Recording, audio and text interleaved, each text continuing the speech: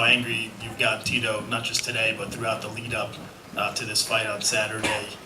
Did you expect this from him? I mean, you're getting all the laughs from everyone in the room, and they're kind of looking at Tito with a tilted head at his remarks. But like, is that something you expected? And in a way, do you kind of feel he's making it easier on you by getting more angry? Well, I don't know that it's going to be easier. Look, he can be happy, sad, or indifferent. He's got good skills, and I got to go deal with those. But that's where it ends. As far as the motivation goes, I trust that he's plenty motivated. We're going to be on Spike TV fighting half naked for a paycheck and the applause of a drunken audience. I don't think either one of us needs to be overly motivated. As far as did I know I would generate this? Of course I knew I'd get this reaction. I'm a puppet master. I'm a genius. That's why I show up in a $20 t-shirt and he shows up in a dead guy's suit. One of us has to work harder than the other one at it. One of us is a natural. And by the way, Tito said I'm on The Apprentice because of him. I win The Apprentice. Write that down. And realizing now, a couple days before the fight, it's been a while since you've gone through the pre-fight media and everything. How much have you missed this, being in the spotlight? Like, I missed it, man. It's hard to replace it. You know, the sports in general are for kids. And if you're fortunate enough to do it as an adult, if you're fortunate enough to extend your career, and the guys that I looked up to, the Randy Couture's, Dan Henderson's, Matt Lemons, these guys, not only for their successes, but I also admire the fact that they were able to extend their careers. Tito's one of those guys. He extended his career. It's very hard to do. There's a real discipline that has to be involved in that. There's some real smartness and some navigation that has to be done. So I feel very fortunate, but to your point, I'm very happy to be here. Thank you. And for Tito, how are you planning on controlling your anger once you get in the cage? I've been fueled on anger my whole career. You haven't noticed that?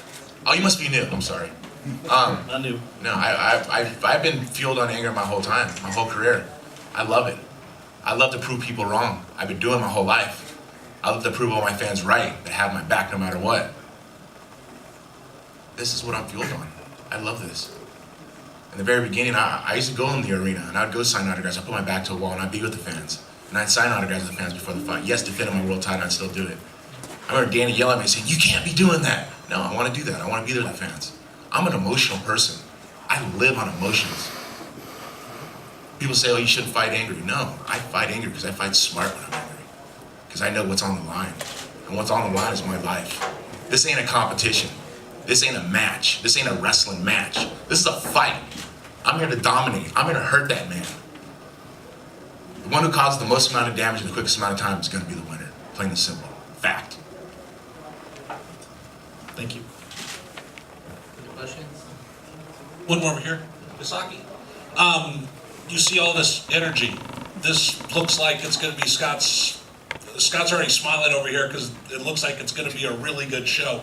You see all this energy out here. We haven't talked to you about the entertainment and what we're going to see from you tonight, trying to keep up with what we think is going to be a great card.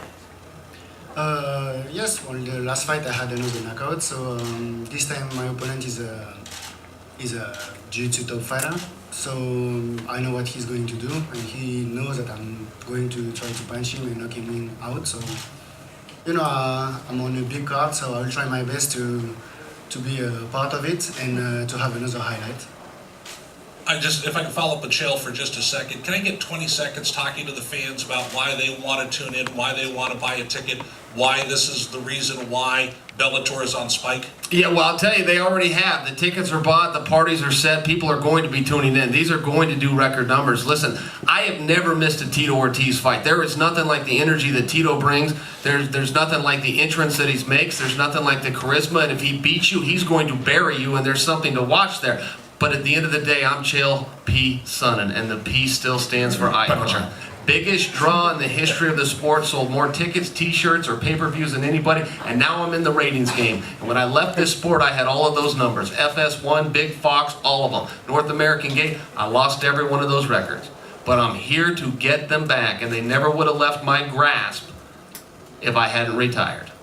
Tito, same thing to you, to talk to your fans. Huntington Beach, Southern California. Your last fight in the Forum, someplace you probably grew up hoping one day you could perform there. Born and raised. Born and raised. So talk to your homeboys in Southern California. Give me 20 seconds on why they want to watch this thing coming up on Saturday, seeing you walk in for the very last time. Well, it really begins at the beginning of the card, all the way up to the main event. Brandon Ward, Paul Daly, these guys are gonna throw down.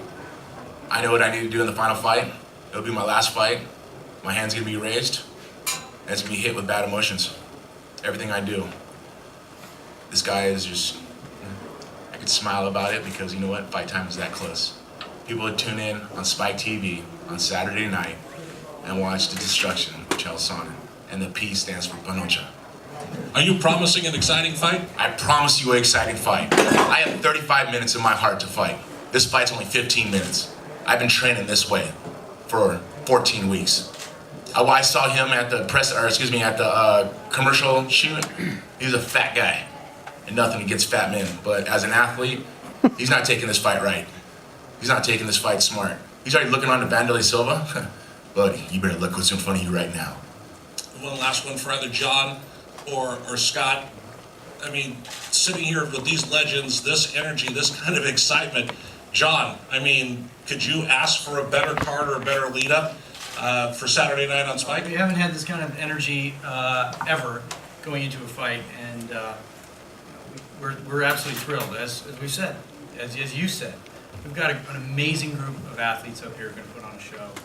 And I'll say on the production side, we're gonna put together a hell of a show as well. So everybody's bringing their A game in the cage, out of the cage, and it's gonna be in the forum. So it's gonna be a lot of fun. Josh? Tito, you've referenced integrity multiple times today. What does that mean specifically to you? What are you talking about when you talk about integrity? Not selling out. I never bowed down to anybody my whole career.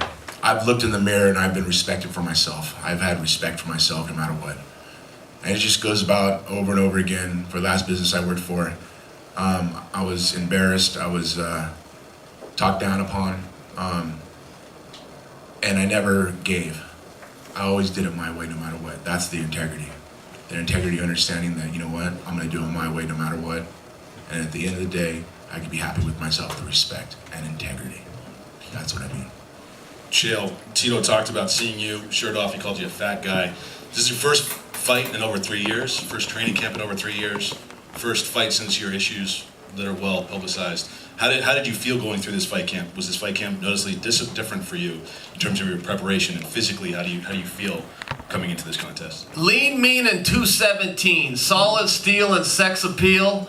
The women's pet and the men's regret. I could not believe he called me fat. Look at the size of these arms, and when you're focusing on that, focus on this, because I got 2 of them. That's basically clean, by the way, I'll mention. Pretty much. Pretty much.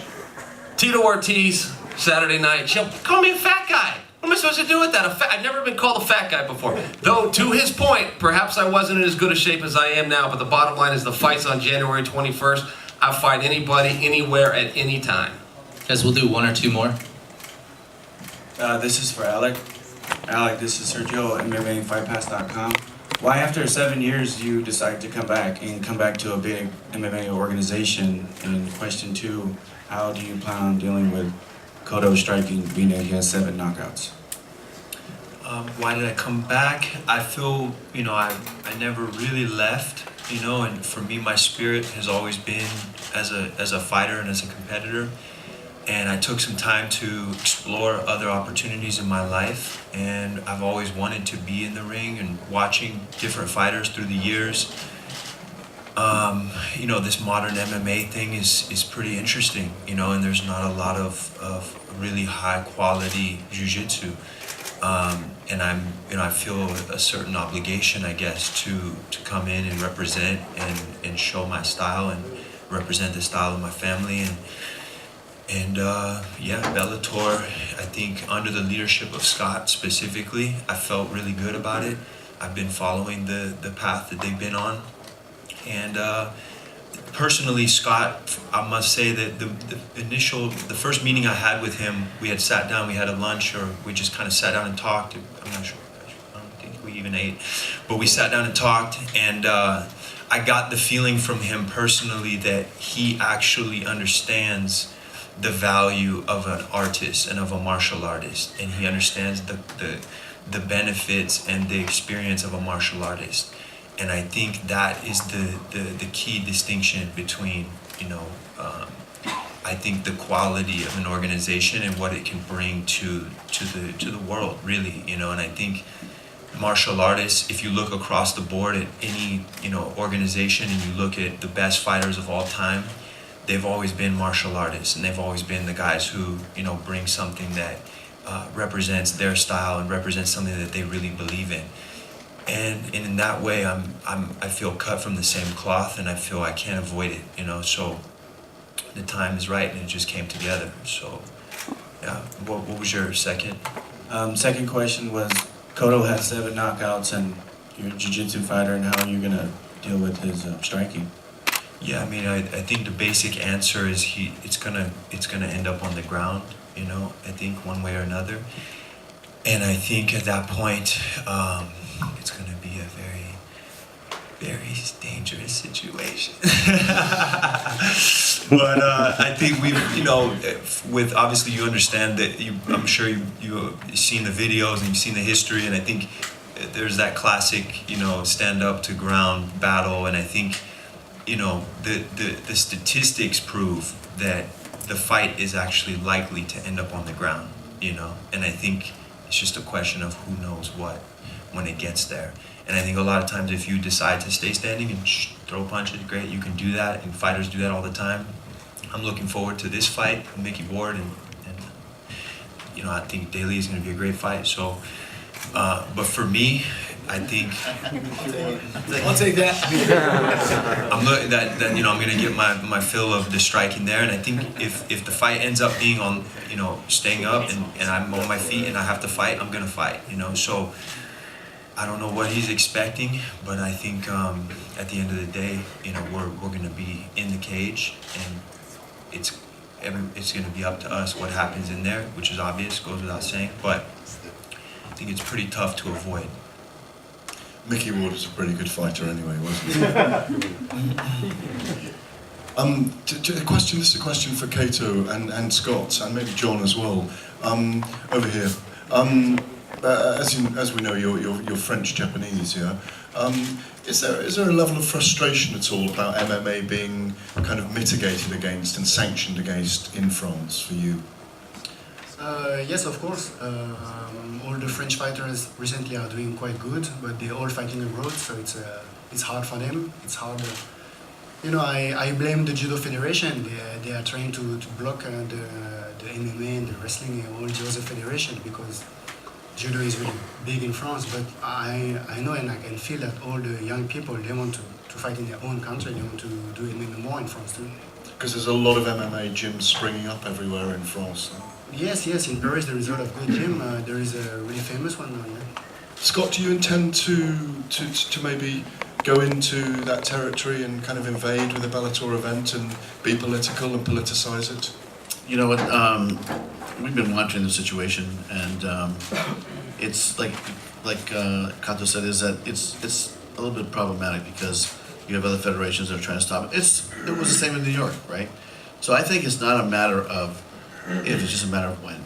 So, you know, I think all of us that are promoters that are promoting in Europe and in the UK and, you know, throughout the world, we're going to continue that fight, and I think eventually it will happen. And a final question for you, Scott, and perhaps you, John, as well, that you haven't talked much about the Forum, and it's an incredibly iconic sports venue to have your biggest event so far.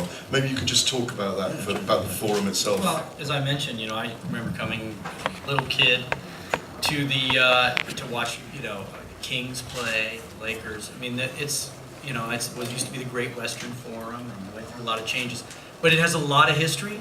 It has a lot of great memories, and it is really special to be there. Not just for me, for the organization to be at an iconic arena like that. I think it's just part of the story of the growth that we're seeing. I mean, it seems like every single day we're doing something new. We're breaking new territory, going into a new country. We're setting new records.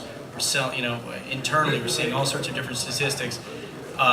Whether it's social media, merchandise, global expansion. Every day it's a new win, and it's fun to be part of an organization that is continually growing, continually building, and that's because of Scott Coker and quite frankly the entire Bellator team that gets up here. They're highly motivated people who see who work hard every day to build this this incredible brand, and it's working and it's fun to be a part of.